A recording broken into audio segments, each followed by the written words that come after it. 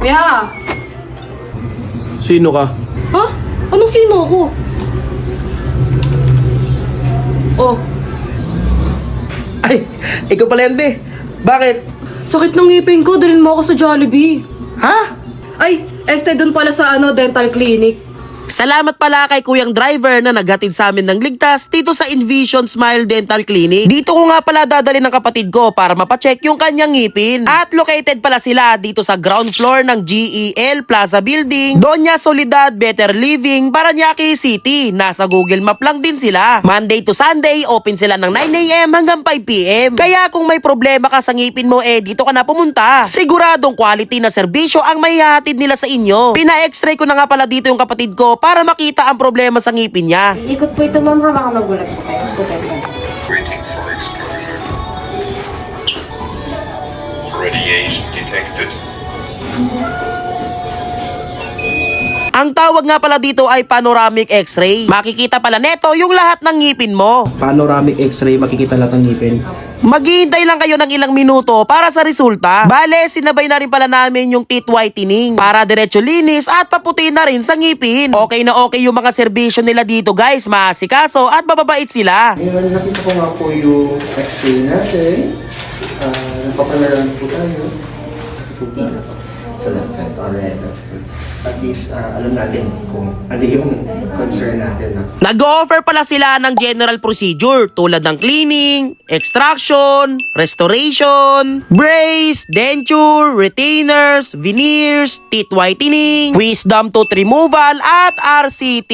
At alam nyo ba na meron silang papromo sa kanilang brace? 45,000 starting package, 3,500 down payment at 1K monthly. Eto naman yung sa Sapphire braces. Nga pala guys, yung sa teeth whitening namin ng kapatid ko 5,000 lang siya. Siguradong puputi na ang ngipin mo. 3 cycle pala siya. Bawat cycle 15 minutes. Bale, sa loob lang ng wala pang isang oras siguradong puputi na agad ang ngipin mo. Less hassle, hindi matagal ang proseso, makakapag-date agad kayo ng jowa mo. At siguradong nakangiti ka nun ng todo. At alam nyo ba na meron silang 3 branch? Bukod sa Better Living Parañaque, meron din silang branch sa Taguig City, dito sa 2nd floor DM Square Building, 59A Mabini Street, Tuktukan, Taguig City.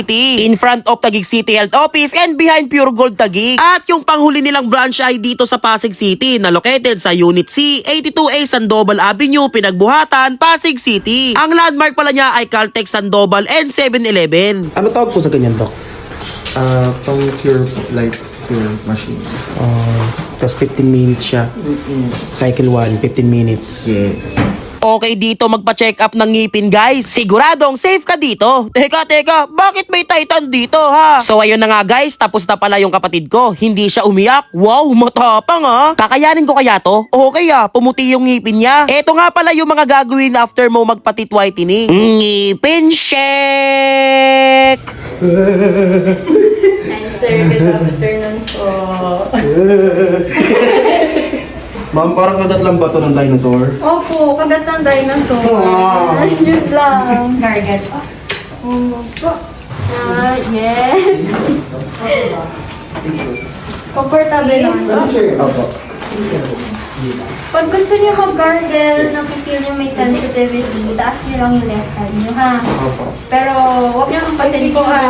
Alam nyo guys, talagang okay na okay magpa-check up dito ha. Masayahin yung mga dentista nila dito. Para makita natin yung before and then after din. Nga pala guys, kung naghahanap ka ng legit at mapagkakatiwala ang dental clinic, dito ka na sa Envision Smile Dental Clinic. At para naman sa iba pang detalye, bisitahin ang kanilang Facebook page. Mag-message na lang kayo sa kanila. Or pumunta sa mga branch nila na malapit lang sa inyo. Pwede mo i-search sa Google Map ang mga ito. Bale, nagpa-teeth whitening nga rin pala ako dito, no? 3 cycle din pala yung ginawa sa akin. Kada isang cycle 15 minutes. Bale, wala pang isang oras tapos na pala ako dito. At eto naman yung mga dapat mong gawin after mo magpa-teeth whitening. Grabe, talagang tuwang-tuwa kami sa serbisyo nila dito guys. Talagang mababait at maaasikaso sila dito. You know, pasikat ka boy! Plain ba yan? Siyempre, bawal tayo yung di kulay Yung makulay na ulam? Kaya iwas muna tayo sa makukulay na pagkain. Bulalo muna tayo ngayon. Oh no, it's so scary. Sarap Ito pwede naman to siguro kapag gulay. Pati ng ngipin? You know. Di naman siguro magiging green, di ba? Okay. Natural naman to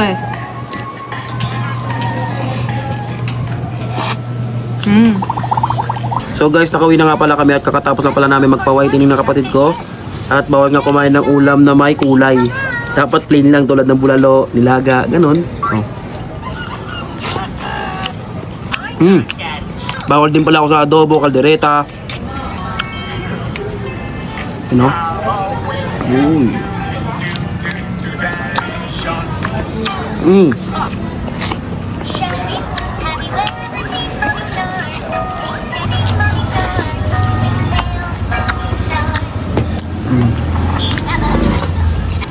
Let's look for mommy shark. Nga pala guys, after 2 days, pwede na kayo kumain ng mga makukulay na ulam.